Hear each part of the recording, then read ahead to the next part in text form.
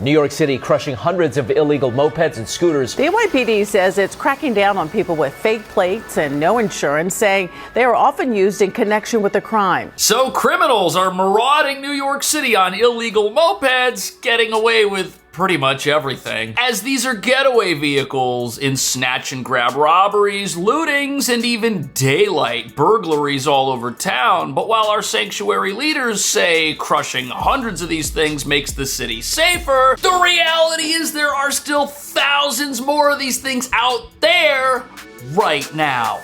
These illegal mopeds and scooters have become a persistent public safety issue across the city and are often used in the commission of a crime.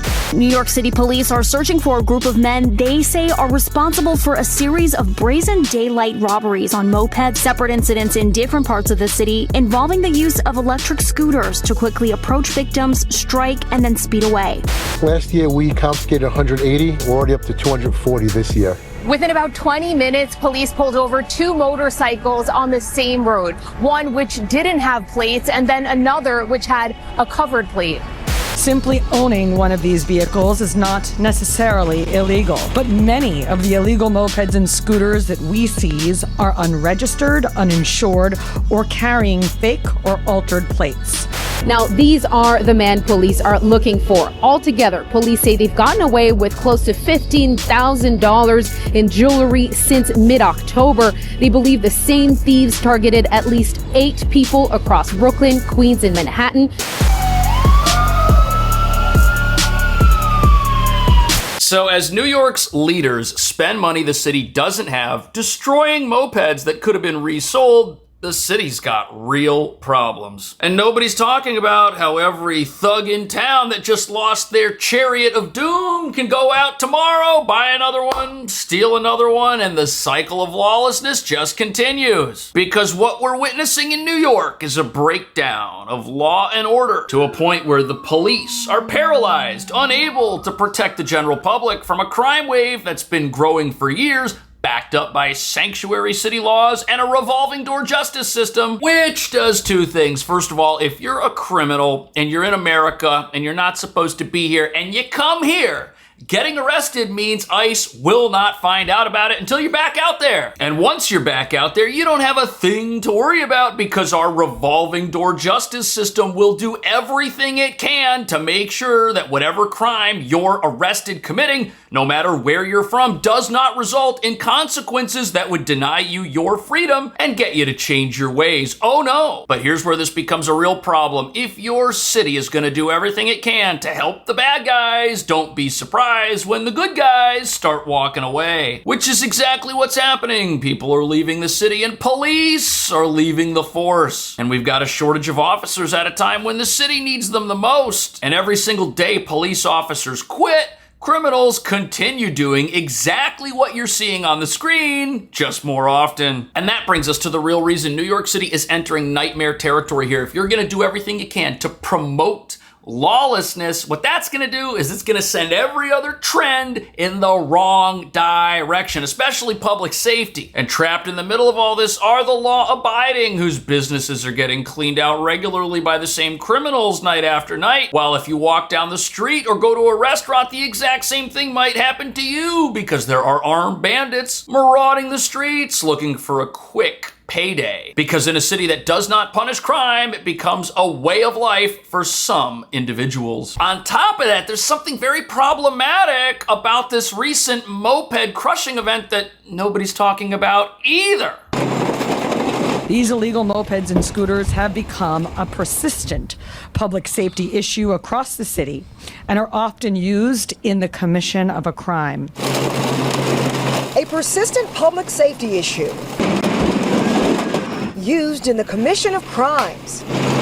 Look at them. These are just 200 of the 5,700 illegal mopeds and scooters confiscated by the NYPD so far this year. 5,700 of these things confiscated this year, and here they are crushing 200 of them to send a message to the bad guys. But look at this. 11 months ago, we did the exact same thing. Look at that. 9 years ago, we were crushing some mopeds. So, mopeds are out there. We just keep having greater and greater numbers of them involved in crime on our streets for reasons nobody running this place wants to talk about. So, crush them all you want. It's not doing a thing to solve the problem. In fact, the problem's only getting worse. But don't worry, the police are gonna do something about it this year. Jessica Tisch speaking before the rides were flattened, saying New York's finest are committed to keeping illegal mopeds off the road. Awesome. The commissioner made sure to clarify that owning a moped or scooter is not illegal, but many, including those crushed in this video, are either unregistered, uninsured, or carrying fake plates. Oh. These scooters will now be used for scrap metal. So far this year, the NYPD has seized over 57. Yeah, so we're committed to getting them off the streets, but how are we gonna do that? All we can do in New York City is pull people over after they have used one of these to break the law in some manner. We're not doing anything to take people who break the law on a regular basis and remove them from the general public to keep people safe. No, we're gonna let those people stay on the streets. We got a revolving door justice system that releases everybody who gets found with weapons, you name it, and what happens? That signals to the criminal underworld that there aren't any laws. Plus, if you've got one of these mopeds and you're riding around on it doing what you're not supposed to be doing, enforcement almost does not exist. The only time we've got enforcement is when there are targeted crackdowns, when they try to get a whole bunch of these things off the streets at one point in time. If you're just cruising around by yourself, you and your friends, and you don't have a plate or whatever, the chances of getting stopped and apprehended are very low. And that tells criminals that, hey, so what if they crush 200 mopeds? Big deal. Investigators say it's the combination of speed, agility that make them so attractive to criminals. This is video of two robbery suspects on one scooter. Here, the NYPD Aviation Unit is tracking a stolen moped through the Bronx.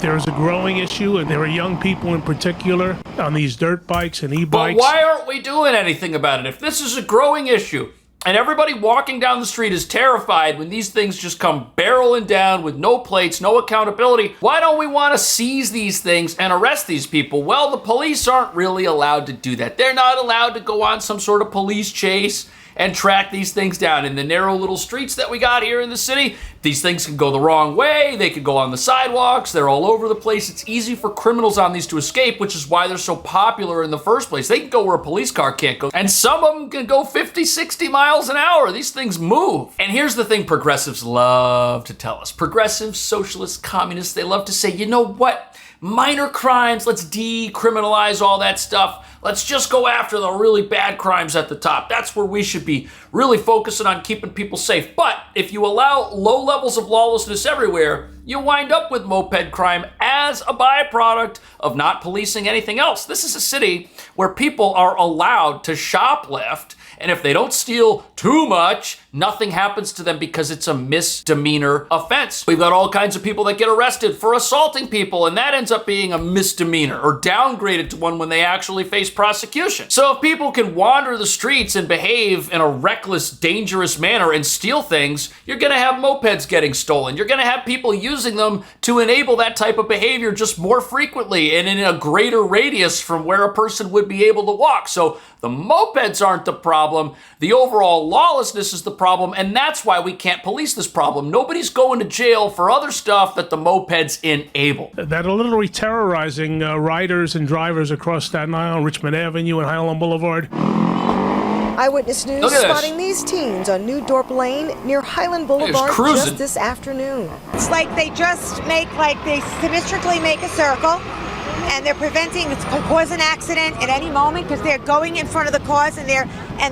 making the figure eight. And so the major crimes are committed from them, quality of life crimes are committed from them, and if arrests are made, prosecutions will follow. I mean, I hope so, but here's the thing. If arrests are made, how many officers is the city really going to go out and dedicate to chasing one guy on a dirt bike? You see, that's the problem. But the real problem, again, is we won't admit that the person on the dirt bike is probably committed other crimes they should be in jail for and are not. But the NYPD, the city, they're touting success. They're saying that seizures of these things are higher than they were in the past. And I would like to take issue with that statistic because if we've got more people using these things to commit crimes, having a higher number of seizures is not necessarily indicative of success at all. It's just a byproduct of more criminal activity and more people riding around on these things, more people committing lawlessness on these things. That's not a trend that I like. I would like to see seizures going down because there are less of these things being used all over town for who knows what. At the same time, there's another reason criminals who lose their mopeds at one of these crushing events can easily go and get another one, and that would be that these mopeds are the cheapest way to get around town. You can buy these things brand new, the gas-powered ones, some of them for as low as around $1,000. And if you buy one of these, you can commute all over town. You can get places quickly. You don't necessarily get stuck in traffic jams like an 18-wheeler. And there are people that use them for delivery and for other types of work. And because it's way cheaper than having a car and it's way more reliable than taking the subway, but that means criminals in a lawless environment who like to steal these things, if theirs gets stolen, they can literally walk to the nearest street corner and get another one and steal the license plate along with it. It's horrible. It's a terrible system. But again, lawless behavior destroys people's right to have a moped. But it gets even worse. Look at the title of this article. The NYC shelter system helps people who live in shelters keep their mopeds away from the NYPD. Here we got an image of a whole bunch of scooters lined up on the street. Now, scooters parked like this could be subject to enforcement. The NYPD could show up with a truck, load up all the ones that are illegal or that are parked illegally and impound them and get them off the streets. But some of these shelters, what they've done and continue to do is maintain a parking lot dedicated for these things where they just all get to park. And because it's on the shelter's property, it's not on the street, the police can't touch them. And if that's where people are bringing an unregistered illegal moped, which they may be using to engage in illegal activity, and the police can't touch it, it's the city that's defeating itself here. Don't you see what a problem this is? It's literally progressivism at its finest. These things are illegal, but we're only going to enforce the law right here. And if you can get your moped over here, oh, it's safe. Police can't touch it. Like, what nonsense. Look at this. One city-run shelter had a whole bunch of scooters being parked on the street, guarded by the security guards who were being paid for by the city to run the shelter system. That is absolutely insane. Here's another place where they're talking about how a fence was surrounding and concealing the scooters. I've seen these things parked at shelters. We still have shelters that are doing the same thing. It's absolutely insane. But there's another reason why the city's moped problem is only going to get worse. Look at this. Well, Chris, the G train is the only subway line that services Greenpoint. So when news broke that there might be even more service disruptions down the road, families here are saying they are just simply not having it, and enough is enough. According to the Brooklyn Borough president, the MTA is planning 10 weekend closures and more than 24 overnight shutdowns this year. That is on top of the numerous weekend and evening disruptions over the last few months and the partial suspension of service during the summer of 2024. So, the subway, the thing that is supposed to stop us from needing to use our own personal vehicles to do anything, it doesn't work. It gets billions of dollars a year in funding. We've even got the new traffic cameras that toll every car on the road in places like Manhattan. And you know what? None of that is enough to run our public transit system, which has become a grift where the government steals from the populace in the name of solving a problem and improving our lives and never seems to do so. And you know what? If you're going to shut down trains like this, more people are going to be buying mopeds, not less. And since we don't have any enforcement, since people are allowed to run traffic lights, they don't have plates, they don't have insurance, the danger level is going to go up, even if people aren't using these to join gangs and become part of a robbery snatch and grab crew somewhere.